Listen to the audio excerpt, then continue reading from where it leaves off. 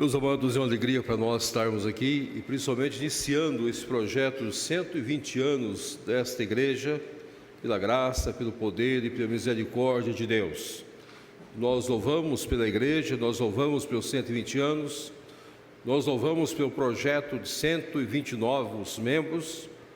É uma ousadia e que Deus não dê somente 120 novos, Deus possa dar mais para a glória, para a honra e louvor do nome santo do nosso Deus.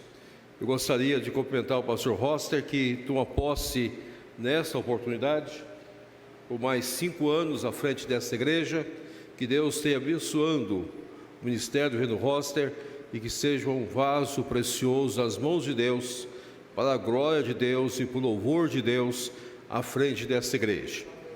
O nosso presidente do Sínodo Unido, reverendo Ademir, nossa saudação, e presidente também do presbitério, que Deus esteja também sustentando nessa caminhada diária como líder desta região, de acordo com a vontade soberana de Deus.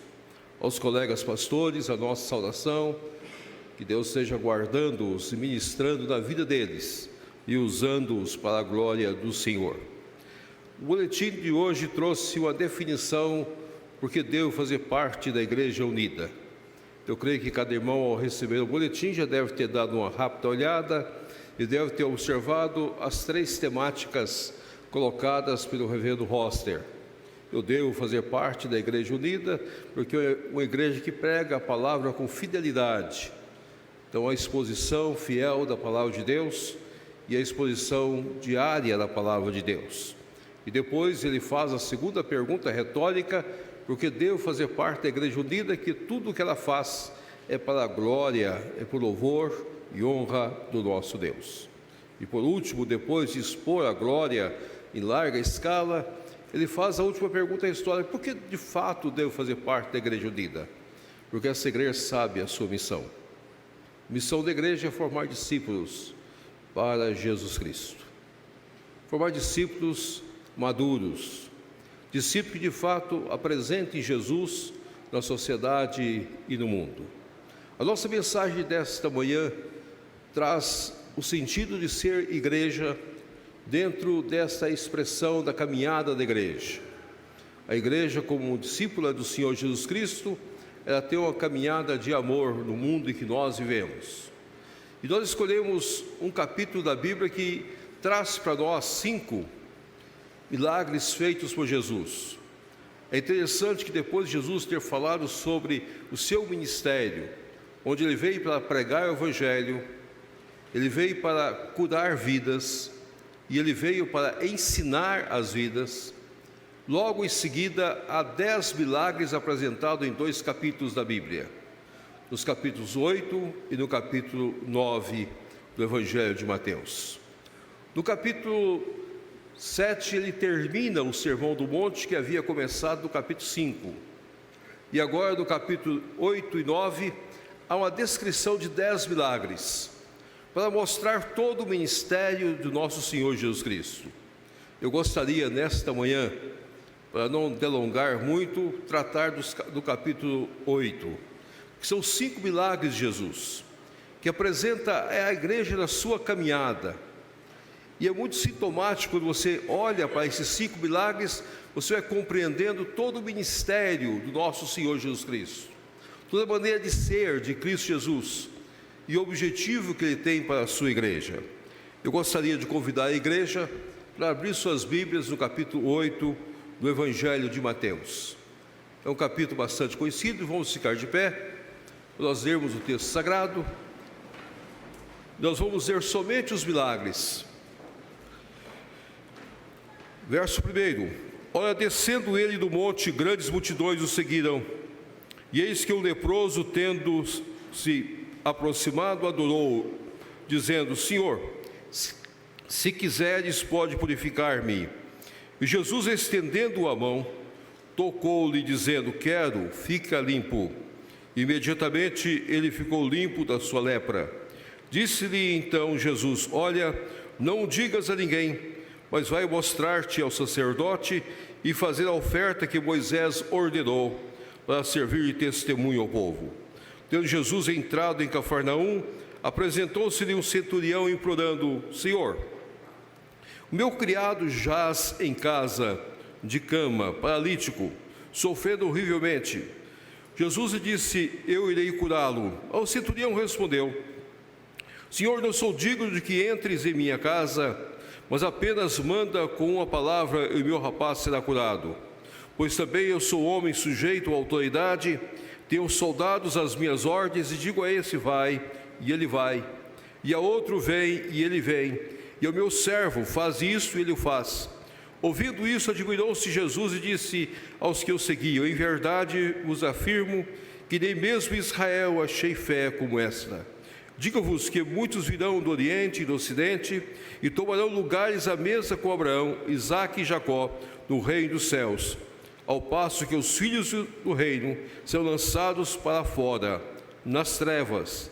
Ali haverá choro e ranger de dentes. Então disse Jesus ao centurião: vai-te, seja feito conforme a tua fé. E naquela mesma hora o servo foi curado. Tendo Jesus chegado à casa de Pedro, viu a sogra deste acamada e ardendo em febre. Mas Jesus tomou-a pela mão e a febre a deixou. Ela se levantou e passou a servi-lo. Então, entrando ele no barco, seus discípulos seguiram. E eis que sobreveio no mar uma grande tempestade, de sorte que o barco era varrido pelas ondas. Entretanto, Jesus dormia. Mas os discípulos vieram acordá-lo, clamando: Senhor, salva-nos, perecemos. Perguntou-lhes então Jesus: por que sois homens de pequena fé? E levantando-se, repreendeu os ventos e o mar, e fez-se grande bonança. E maravilharam-se os homens, dizendo: quem é este, que até os ventos e o mar lhe obedecem? Tendo ele chegado à outra margem, a terra dos Gadarenos, veio-lhe ao encontro 2 endemoniados, saindo dentre os sepulcros, e a tal ponto furiosos, que ninguém podia passar por aquele caminho. E eles gritaram: que temos nós contigo, ó Filho de Deus? Vieste aqui atormentar-nos antes do tempo? Ora, andava pastando não longe deles uma grande manada de porcos. Então os demônios lhe rogavam: se nos esperes, manda-nos para a manada de porcos. Pois ide, ordenou-lhes Jesus. E eles, saindo, passaram para os porcos, e eis que toda a manada se precipitou, despenhadeiro abaixo para dentro do mar, e nas águas pereceram. Fugiram os porqueiros, e, chegando à cidade, contaram todas estas coisas, e o que acontecera aos endemoniados. Então a cidade toda saiu para encontrar-se com Jesus, e vendo-o, lhe rogaram que se retirasse da terra deles. O Pai fala ao nosso coração, fala às nossas vidas nesta manhã. Ministra para nós de uma forma toda especial, para que entendamos a Tua palavra. Cuida de nós, orienta-nos, quando estamos, ó Pai, olhando para os 120 anos dessa igreja, pelas bênçãos derramadas sobre a vida dessa igreja e sobre o ministério dessa igreja. E em nome do Teu Filho Jesus é que nós oramos. Amém. Amém. Podem sentar, meus queridos. A caminhada da igreja é uma caminhada de amor, é uma expressão viva de amor na sociedade aonde nós nos encontramos. E logo após o Senhor Jesus ter terminado o Sermão do Monte, que fora de fato o seu ensino, onde ele ministrou para todo o povo e tem ministrado para a igreja no decorrer dos anos, ele desce do monte. E ao descer do monte, o evangelista Mateus uniu esses 5 milagres. Alguns autores têm discutido qual a razão dele ter colocado esses 5 milagres. O texto sagrado fala que Jesus fez muitas outras curas e que não foram registradas aqui no texto sagrado. Mas por que Jesus registrou essas 5? Porque Mateus fez questão de registrá-las, os 5 milagres feitos por Jesus, numa ordem. É importante depois observarmos o capítulo 9 que novamente ele registra mais 5 milagres. São 10 milagres registrados nesses 2 capítulos. Não nos cabe hoje expor o capítulo 9, mas eu gostaria de expor somente o capítulo 8. Me chama a atenção que, quando nós olhamos a igreja nessa caminhada, nessa expressão de amor em Cristo Jesus, nós vamos logo deparar com o primeiro milagre feito por Jesus. Um leproso, um excluído da sociedade, um pária, se apresenta diante do Senhor Jesus Cristo. Alguém que não poderia de maneira alguma conversar e nem dirigir a palavra. Alguém que ficava longe, não tinha oportunidade de entrar na cidade. A sua vida estava segregada a morrer naquele estado, naquela condição. Ele dirige a sua palavra ao Senhor Jesus Cristo. E de uma maneira incomum, Jesus Cristo não só conversa com o leproso, mas Jesus dirige e toca naquele leproso. O texto sagrado faz questão de registrar esse ponto no verso 3. E Jesus, estendendo a mão, tocou-lhe, dizendo. Jesus caminha-se até onde ele estava. Possivelmente os discípulos não entenderam nada, não compreenderam a atitude de Jesus. Como alguém que conhecia os costumes do seu país, conhecia os costumes daquela região, poderia dirigir-se a um leproso. Mas Jesus não só dirige, mas ele estende a mão, ele toca-lhe. Ali estava comprovado o ato mais profundo de amor de Deus para com o homem. E mais do que isso, ali estava Jesus ensinando a principal lição da igreja, de toda a história da igreja em todas as épocas. A igreja veio para incluir pessoas que são pecadoras, pessoas que muitas vezes não têm nenhuma oportunidade. Todos nós somos pecadores, todos nós somos destituídos da graça, do poder e da misericórdia de Deus. E um dia, por um toque especial do Espírito Santo, nós, eleitos pelo Senhor na eternidade, fomos chamados no tempo para fazer parte da igreja do Senhor Jesus Cristo. Mas tudo é um ato de Deus, tudo é um ato do Senhor, não é um ato do homem. A igreja não veio para converter vidas, não é a igreja que converte vidas, a igreja congrega vidas, pecadores, transformados pelo sangue do Cordeiro, trazidos pelo Senhor, tocados pelo Espírito Santo, curados por Deus, para estar na casa do Senhor. É um ato exclusivo de Deus. Por isso que a parte central da vida da igreja é a profunda gratidão que nós temos ao Senhor. E por 120 anos, a Igreja Unida está aqui, anunciando que a salvação é em Cristo Jesus. Está com suas portas abertas para receber aqueles tocados pelo Senhor, pelo Espírito Santo de Deus, pecadores que são incluídos na igreja do Senhor Jesus Cristo. Será que nós temos compreendido isso, meus amados? Ou será que nós nos achamos tão grandes e pensamos que a igreja é o lugar daqueles que já estão completamente sãos? Não, a igreja é de doentes, trabalhados pelo Espírito Santo de Deus, onde o Espírito do Senhor trabalha as nossas vidas, irá trabalhar nas nossas vidas até o dia que o Senhor nos chamar, até o dia que o Senhor nos colocar diante dEle, para sermos a glória e a honra do Senhor e o louvor do seu santo nome. Porque até a perseverança é um ato exclusivo da graça de Deus para as nossas vidas. Por isso o quebrantamento e a gratidão fazem parte íntima das nossas vidas. E o Senhor muitas vezes dirige a nós com a mesma expressão: quero. Dê o seu testemunho. Mostre às pessoas que você agora é uma nova criatura, é um novo ser, amado pelo Senhor.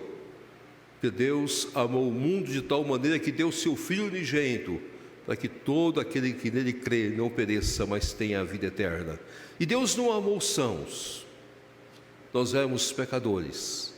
Deus prova seu próprio amor para conosco, pelo fato de ter Cristo morrido por nós, sendo nós pecadores. Ele não morreu por sãos, Ele morreu por leprosos. Ele tocou pelo Espírito Santo nessas vidas e os trouxe à salvação pela glória de Deus. Mas chamamos a atenção que não é só um ministério da inclusão, mas chamamos a atenção que o texto sagrado logo em seguida coloca diante de nós um centurião. Um homem que tinha uma grande posição, que olha para o seu escravo. E agora está observando para o seu escravo está doente em casa, é o seu criado. E ele clama a Jesus pelo seu criado. Ele dirige ao Senhor Jesus Cristo, implorando: Senhor, o meu criado jaz em casa, de cama, paralítico, sofrendo horrivelmente. Olha o estado que está o meu criado. Não sei quantos irmãos já tiveram a oportunidade de ler o livro escrito por Laurentino sobre a escravidão.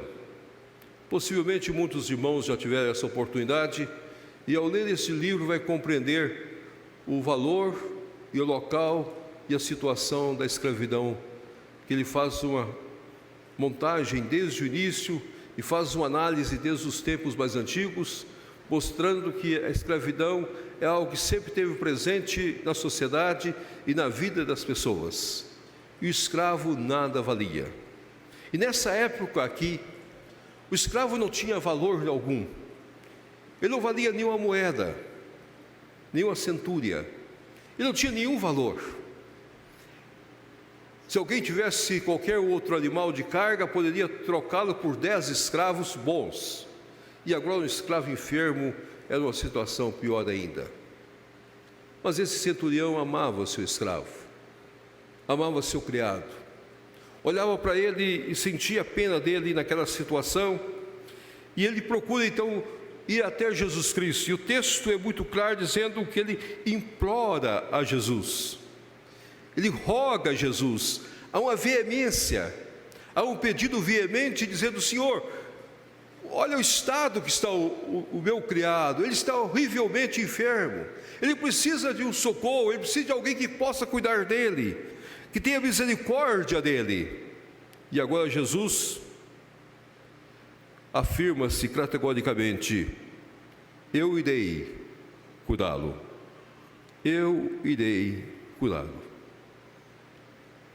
O centurião logo responde: o senhor não pode ir à minha casa, eu não sou digno.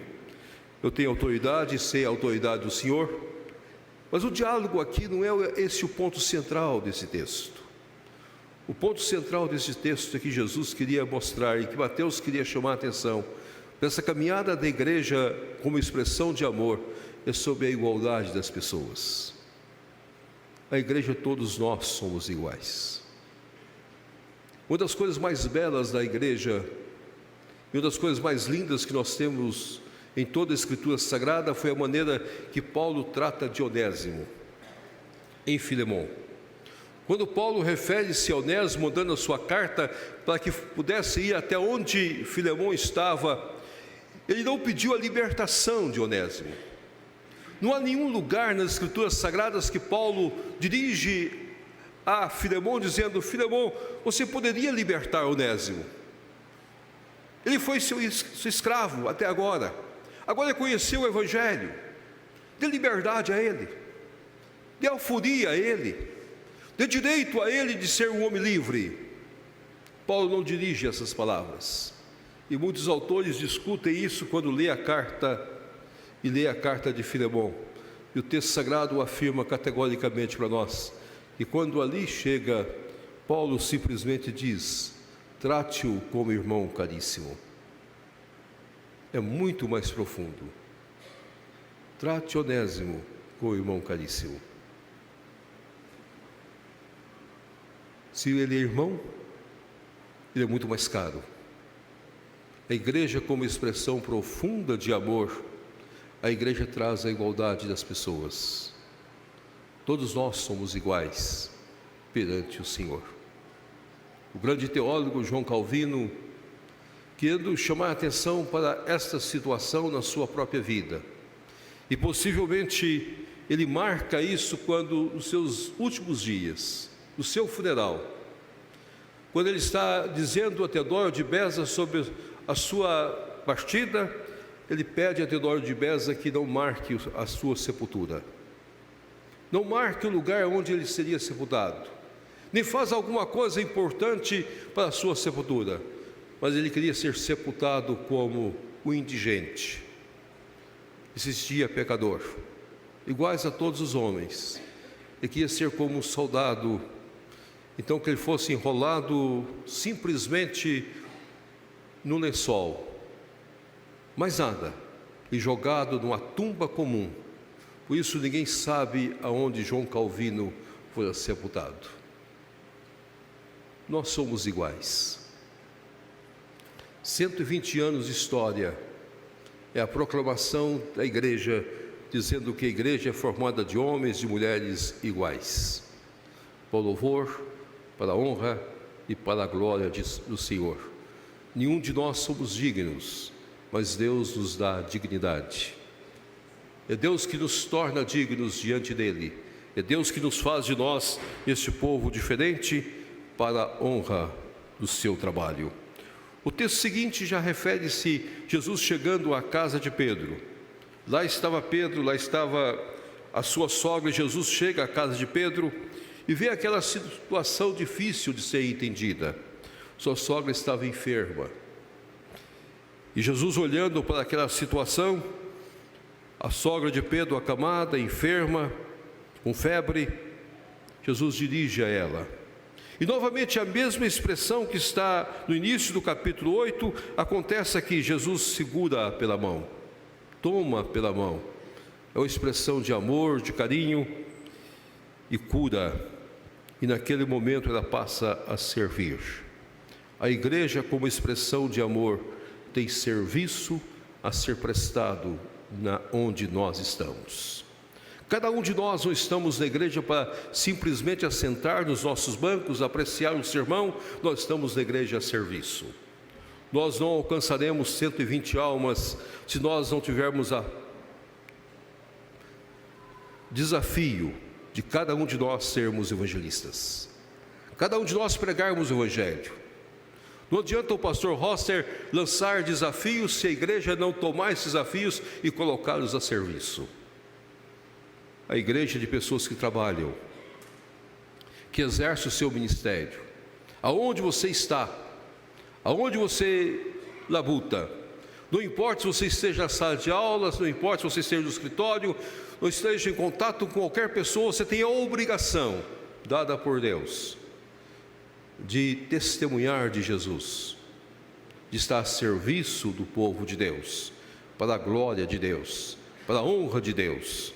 E isso cabe a cada um de nós, sermos povo que serve de acordo com a vontade soberana do Senhor e de acordo com a glória estabelecida por nosso Deus. Ato contínuo, Jesus vai com seus discípulos agora para o mar, e ali ele repousa, ali ele dorme tranquilamente enquanto o barco está indo.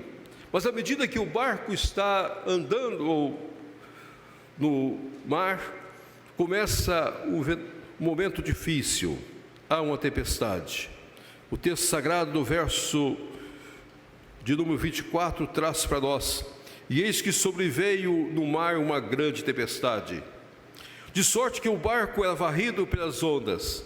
Entretanto, Jesus dormia. Lá estava Jesus tranquilo, dormindo. E os discípulos preocupados. Então os discípulos vieram acordá-lo, vieram chamá-lo. E a expressão do texto sagrado é muito clara: Senhor, salva-nos, perecemos. Alguns autores chegam a dizer que a expressão no grego dá o sentido de quase de um grito.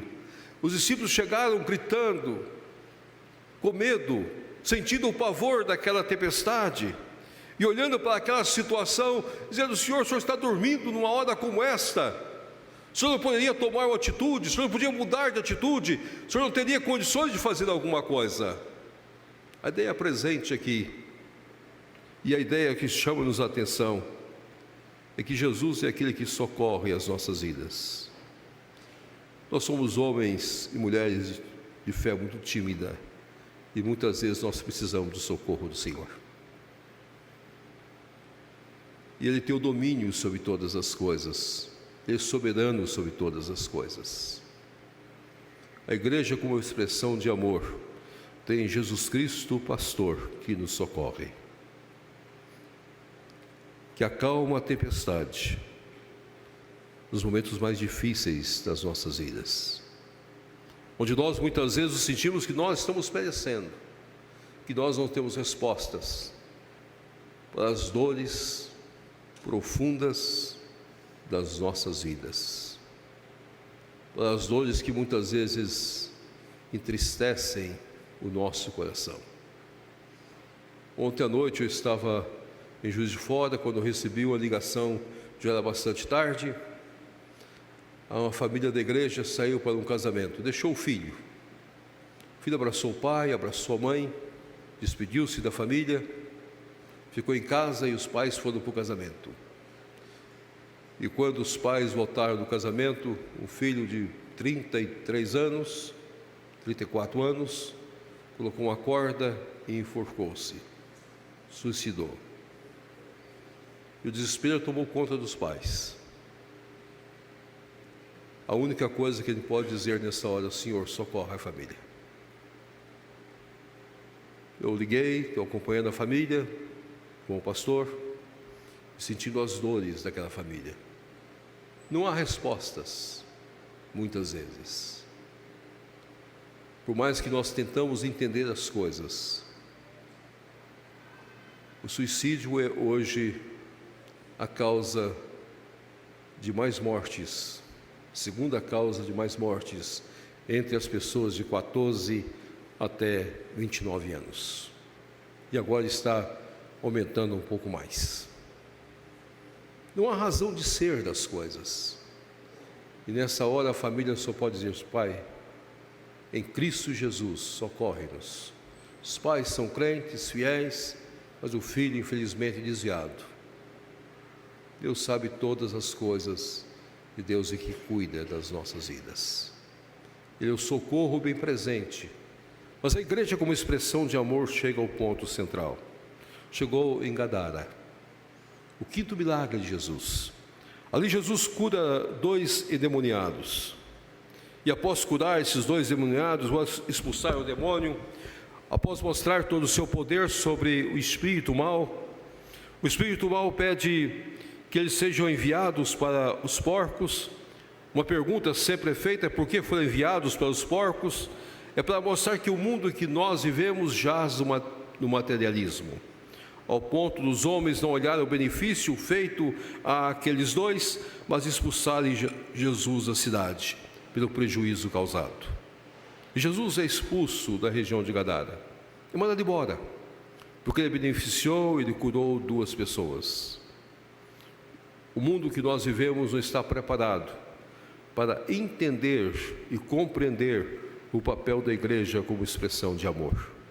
Nós estamos no mundo, mas nós não vivemos no mundo. E nós, como igreja, devemos saber que o nosso inimigo já está vencido. O inimigo não tem poder sobre nós. O Senhor entrou na casa do valente e o amarrou, e libertou as nossas vidas, para que nós possamos viver uma vida plena, de acordo com a vontade soberana dEle, e compreendendo isso, nós possamos andar, cumprindo o mandato de Deus, aonde o Senhor nos colocar. Nem encantamento, nem feitiçaria, nem qualquer outra coisa venha sobre a vida daqueles que estão no Senhor. Nós somos uma igreja, a igreja que vive a expressão de amor. E esses 5 pontos eu gostaria de deixar para a igreja nesta manhã. Nessa caminhada de 120 anos, a igreja é aquela que inclui vidas. Vamos estar preparados para receber as vidas que o Espírito Santo de Deus vai mandar para nós. ou está preparado para receber de coração aberto aqueles que o Senhor há de colocar nesses bancos, e vão ser recebidos por pública profissão de fé, por batismo, não trazido por nós, não por mérito nosso, mas um ato exclusivo do Espírito Santo de Deus, pela graça e pelo poder de Deus.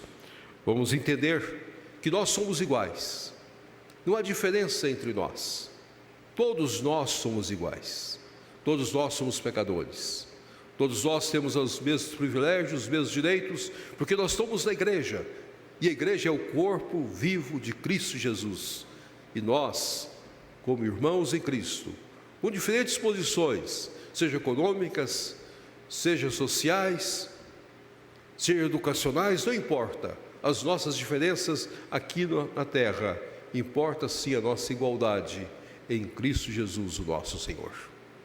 Cabe a nós também estarmos a serviço do Senhor na igreja. Se a igreja não estiver a serviço, nós não teremos as vitórias que nós estamos almejando, não cumpriremos os alvos que são colocados, e não estaremos pregando em todos os lugares de acordo com a vontade de Deus. E como igreja, nós precisamos pedir socorro ao Senhor. Socorre-nos, Senhor, porque nós somos homens e mulheres de fé tão tímida, tão pequena, mas nós temos consciência que já somos vitoriosos. O inimigo não nos prende mais. Nós somos libertos do reino das trevas para a maravilhosa luz da graça do Senhor Jesus. Isso somos nós, família eleita do Senhor, de acordo com a vontade soberana de Deus. Que Deus nos abençoe. Amém.